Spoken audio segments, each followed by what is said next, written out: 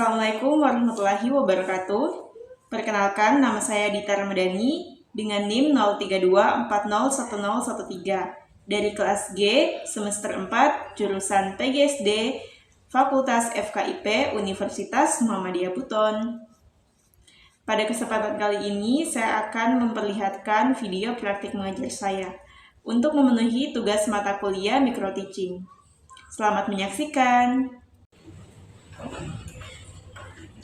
Assalamualaikum warahmatullahi wabarakatuh.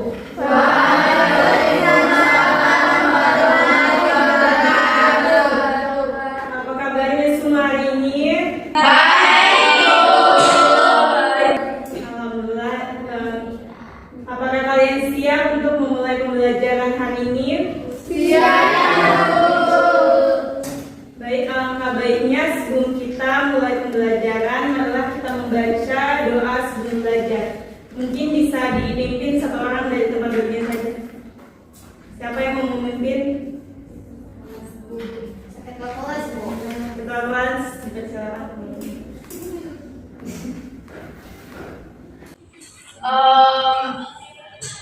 Sebelum kita belajar, marilah kita berdoa. Berdoa dimulai.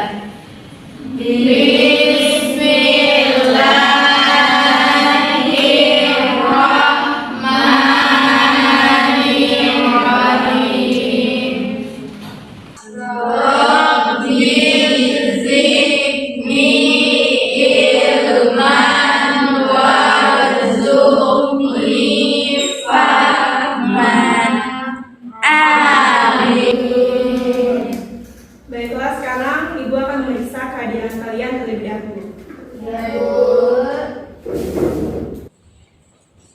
Bagi yang disebutkan namanya, dipersilakan untuk mengangkat tangan dan bilang hadir ya. Sri Indah, Hadir, Bu. Yati, Hadir, Bu. Riris, Hadir, Bu. Baik, karena alhamdulillah untuk yang hadir hari ini dan untuk yang tidak hadir ataupun sakit, kita doakan agar segera lekas sembuh. Baik, sebelum kita masuk ke pembelajaran kita hari ini, Ibu ingin menanyakan tentang materi pembelajaran kita kemarin. Ada yang masih ingat kemarin kita belajar tentang apa? Ya, jadi kemarin itu kita belajar tentang manfaat air bagi kehidupan. Apa? Manfaat air bagi kehidupan. Ya, jadi kira-kira apa saja manfaat air bagi kehidupan? Untuk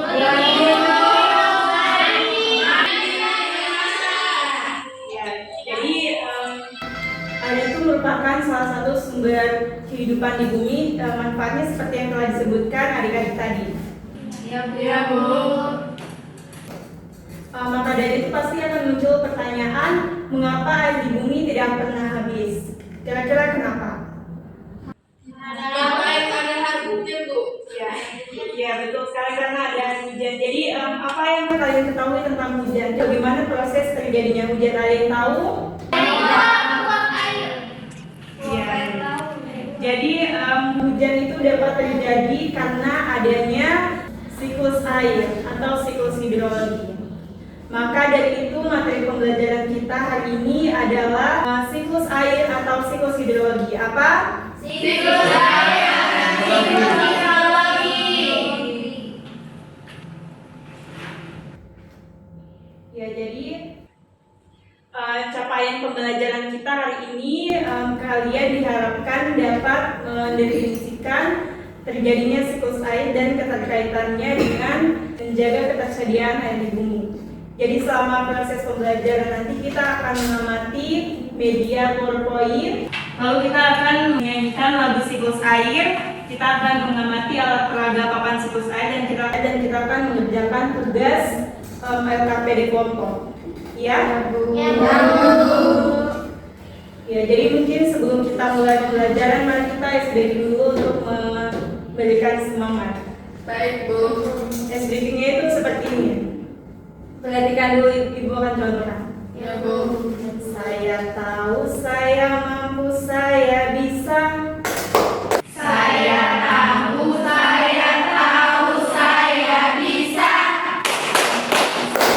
Saya mampu, saya tahu, saya bisa.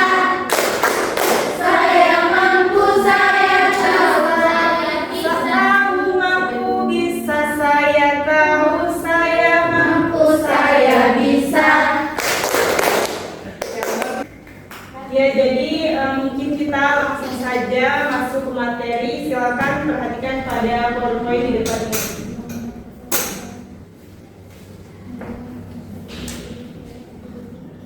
Jadi materi kita hari ini adalah siklus air atau siklus hidrologi.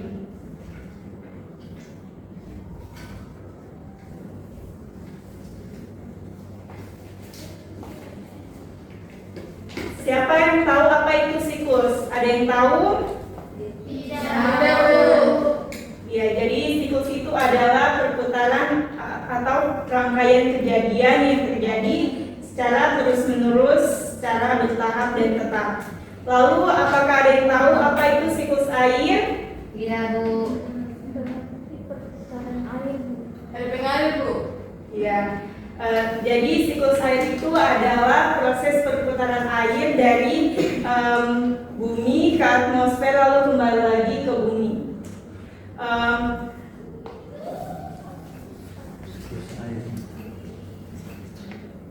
Ya, jadi siklus air itu merupakan proses yang sangat penting untuk menjaga keseimbangan ekosistem dan ketersediaan air di bumi.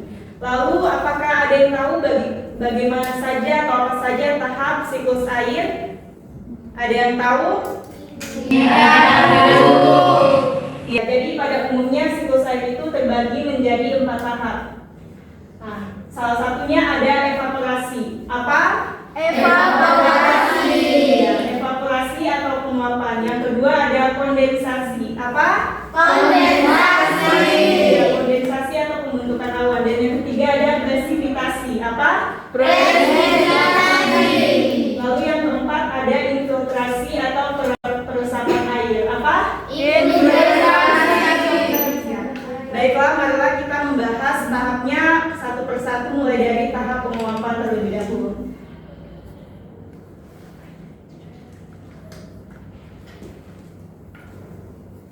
Ya, evaporasi atau penguapan adalah proses di mana air itu akan mengalami perubahan wujud dari yang awalnya cair lalu menjadi gas karena pemanasan sinar matahari. Jadi air yang ada di laut, sungai, waduk atau danau itu akan menguap ke atas akibat pemanasan sinar matahari. Lalu kita lanjut ke tahap yang selanjutnya. Tahap yang kedua itu ada kondensasi atau pembentukan awan. Nah, perhatikan pada PowerPoint di depan ini. Jadi kondensasi atau pembentukan awan adalah proses di mana uap air yang naik ke atmosfer tadi akan mengalami pendinginan dan menjadi titik-titik air, sehingga titik-titik air itu akan berubah menjadi awan. Maka itulah kondensasi disebut dengan proses pembentukan awan. Lalu yang tahap selanjutnya ada tahap turunnya hujan. Jadi pada tahap turunnya hujan ini atau tahap presipitasi adalah proses di mana titik-titik air tadi yang naik ke atmosfer akan mengalami pendinginan dan mengembun, lalu membentuk awan. Lalu awan akan semakin berat sehingga tak lagi mampu menampung air sehingga akan turun ke bumi dalam bentuk hujan. Lalu untuk tahap yang terakhir, tahap yang keempat itu ada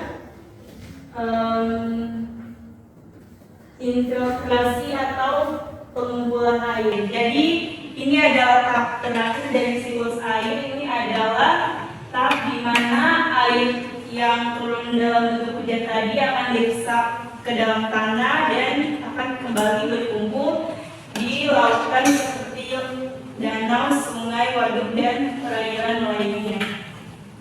Jadi sampai di sini bisa dipahami materi tentang pengertian dan juga tahap-tahap siklus air. Bisa. Ya, jadi selanjutnya kita akan masuk ke manfaatnya.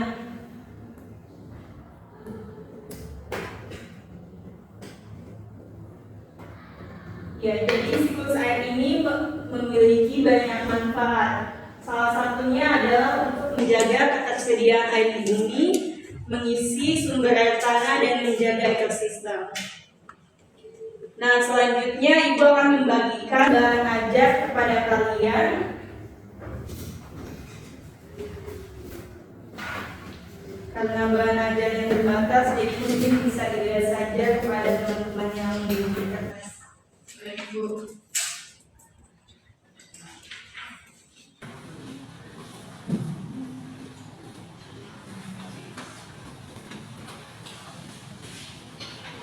Ya, jadi mungkin bisa diperhatikan pada halaman paling belakang pada bahan ajarnya. Di situ ada kegiatan manusia yang berdampak positif dan negatif bagi kehidupan, bagi keberlangsungan siklus air. Itu ada apa saja untuk kegiatan manusia yang berdampak positif dan negatif terhadap siklus air. Untuk positifnya ada membuat daerah resapan air, lalu melakukan reboisasi atau penanaman tanah kembali, dan menjaga kelestarian pohon. Lalu untuk kegiatan yang berdampak negatif itu ada menebang pohon secara liar, lalu mencemari air laut dengan tumpahan minyak, membuang sampah sembarangan, dan membakar hutan. Jadi itulah dampak positif dan negatif yang berdampak pada kegiatan manusia yang berdampak pada siklus air. Sampai di sini bisa dipahami? Bisa, Bu. Ya, selanjutnya mungkin kita akan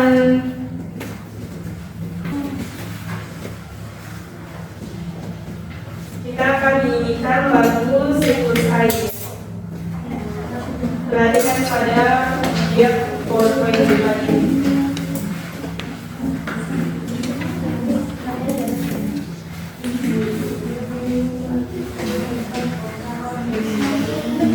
Nah, jadi perhatikan di depan ini ada lagu siklus air. Tujuan kita menghafalkan lagu ini agar kita dapat mengetahui tahapannya secara urut. Jadi mungkin bisa dengarkan dulu menyanyikan lagu ini, selanjutnya kalian. Jadi lagunya itu seperti ini. Lagu siklus air. Air di bumi menguap, itu evaporasi, Lalu membentuk awan, itulah kondensasi. Air jatuh ke bumi, itu presipitasi. Meresap ke tanah, itulah infiltrasi. Oke, bisa kita ulang satu kali lagi ya. Yang di belakang juga bersuara ya. 1, 2, 3. Air di bumi menguap, itu evaporasi. Lalu membentuk awan, itulah kondensasi. Air jatuh ke bumi, itu presipitasi. Meresap ke tanah, itulah infiltrasi. Ya, jadi selanjutnya kita akan mengamati alat peraga papan siklus air. Jadi perhatikan di sini, ini adalah alat peraga papan siklus air. Tujuan kita untuk mengamati alat peraga ini agar kita bisa melihat gambaran proses terjadinya siklus air. Seperti pada penjelasan sebelumnya, air yang di laut akan menguap akibat pemanasan sinar matahari. Disebut dengan penguapan matahari. Lalu akan membentuk awan, namanya kondensasi. Lalu akan turun menjadi hujan, presipitasi. Lalu air hujan akan menyerap ke tanah dan kembali lagi ke laut dan disebut dengan infiltrasi. Ya, jadi inilah gambaran bagaimana proses terjadinya siklus air. Sampai di sini ada yang ingin bertanya? Tidak. Ya. Kalau tidak ada yang ingin bertanya, mungkin langsung saja kita akan lanjut ke kegiatan selanjutnya, yaitu penugasan kelompok.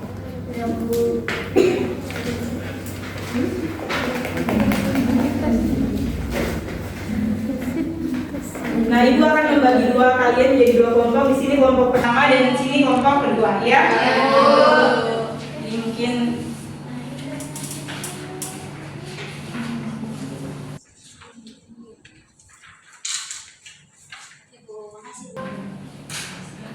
perhatikan pada LKPD-nya.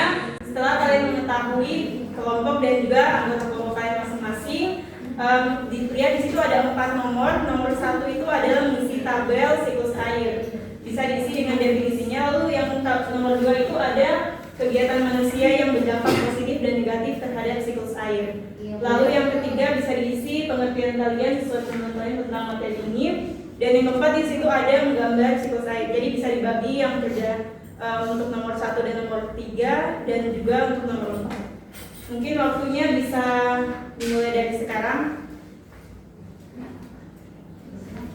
Bisa dikerjakan dimulai dari sekarang.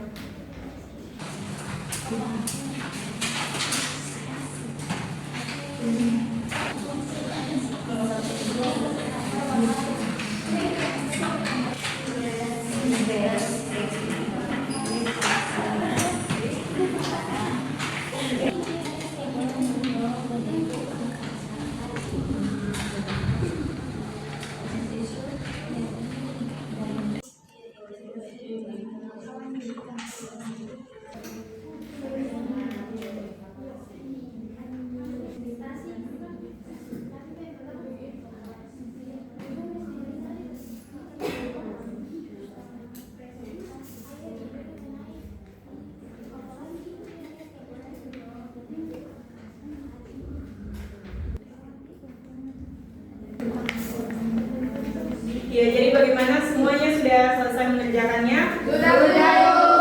Ya, mungkin salah satu dari kelompok ingin mempresentasikan jawabannya.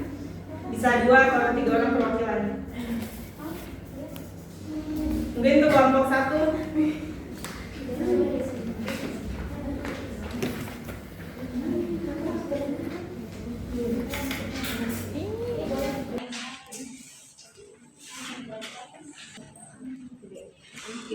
Pertama ini Tahap presipitasisi. itu dia tahap air jatuh ke bumi. Yang kedua itu evaporasi. Itu tahap air menguap di bumi karena panas matahari. Habis itu yang ketiga infiltrasi. Infiltrasi itu air jatuh kembali ke laut. Terakhir kondensasi. Kondensasi itu dia air membentuk awan. Iya. Jadikan apa?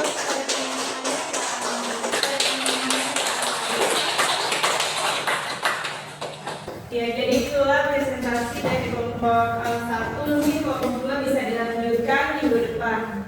Iya. Jadi karena waktunya sudah habis, jadi mungkin langsung saja kesimpulannya. Jadi siklus air ini sangat penting untuk menjaga ketersediaan ekosistem dan ketersediaan air di bumi. Maka dari itu marilah kita mengamalkan tindakan positif dan mencegah tindakan negatif yang berdampak pada siklus air. Sebelum menutup, Ibu mau tanya apakah pembelajaran hari ini menyenangkan? Jadi mungkin kita baca dulu doa sebelum sesudah belajar. Bisa dibaca sesuai keinginan kita masing-masing. Doa dimulai.